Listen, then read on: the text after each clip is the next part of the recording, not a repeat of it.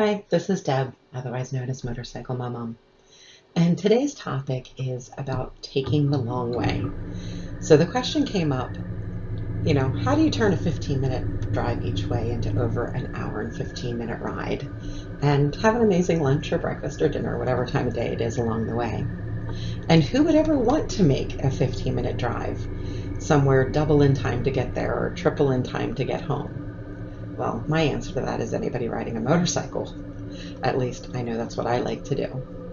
I also love to check out and support small businesses while I'm riding. Most of that time it does mean food of some kind, but it also could be a shop or a small business of any kind that catches my attention. And where I stop at today is someplace that we happened upon, and you'll hear the story shortly, of a small cafe in Harrington, Delaware. Now, Harrington for me is probably about 15 minutes door to door from where I live, but unless I'm in a cage, I never take the straightaway there. I'm always taking the back roads, and sometimes even in the car I'll take the back roads just because they're more fun. But anyway, the first time that I did this ride, I was with Ed and my son. We had went out to breakfast in Milford at a really cool diner called West Side Restaurant, and we'll talk about more of that in another video, I'm sure. But cool place here in the Milford area, check that out. But we had done that ride, had some breakfast, and then kind of wandered back up from Milford, taking our time and taking a lot of back roads and just, enjoying it. Unfortunately, my son had some things that he had to get done that day, so his riding time was over.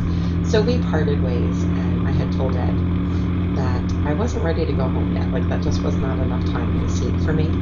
And I've had some health issues the last couple of months, and this day I was actually feeling pretty good.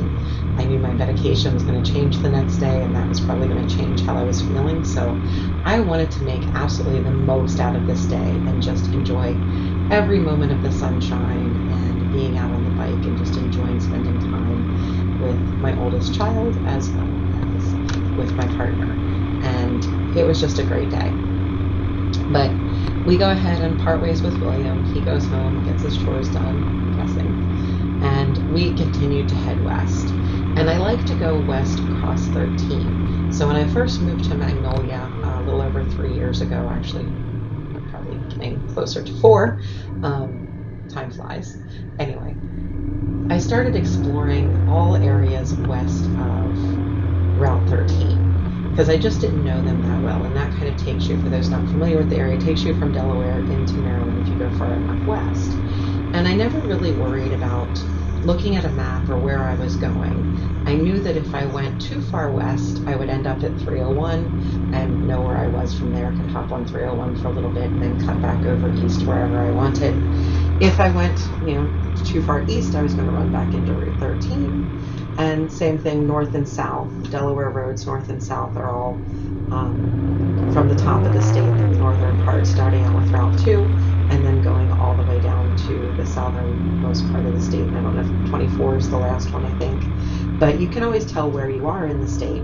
And actually, Route 12, which I'm going to be on in the video in just a little bit, I'm just on it for a moment as I go from one road over to the other to Carpenter Bridge. But on it for, seconds. That is mid-state road, basically. And so if you're on Route 12, you're right pretty much in the middle of the state, and you can guess where you are from there. So if you end up on 10, you're a little bit further north. If you end up on 14, you're a little bit further south. It's really easy to figure out where you are. Like, you can't get lost. So you can wander around back roads all that you want and just enjoy new scenery, finding new things that maybe you didn't know were there, little towns that you had not heard of before, things like that.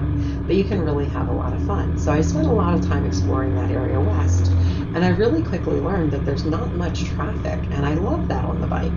Like, for me, yes, I can do the interstate thing, I can do the highway thing, but if I have a back road, I would 100% rather take that back road, take a little bit longer to get there, and just enjoy and relax and appreciate that scenery that I'm seeing on the back road. For me, the interstates, yes, again, I can do them, but that's not fun. That's just a chore. That gets me to where I'm going. Whereas in this case, if I'm taking the back roads, the journey is the fun. If I'm taking interstate, it's just a method to get where I need to be to do something else that's fun, maybe a different ride that's going to be enjoyable. But anyway, I'm going off a topic here a little bit. So as I explored these roads west of 13, I found out not only was there not much traffic, there was nice scenery, it was just a calm, relaxing ride, and there's a ton of these little back roads to explore. Now, right now in this video, I'm to the east side of 13, and we'll do another video that has more of the west side of 13 later, but this is just generally the way that I go to get to Harrington. And then come back the other way, or I could go that way to get to Harrington and come back this way. But I usually make a really large loop when I'm doing this. And that loop can also include a few back and forth on other roads too, just for the fun of it, depending on how much time I have available to me. So Ed and I, getting back to my story here, Ed and I were headed west, and I just went west for as far as I wanted, right to like the Maryland line. And then I decided, okay, I'm going to make a left and head south.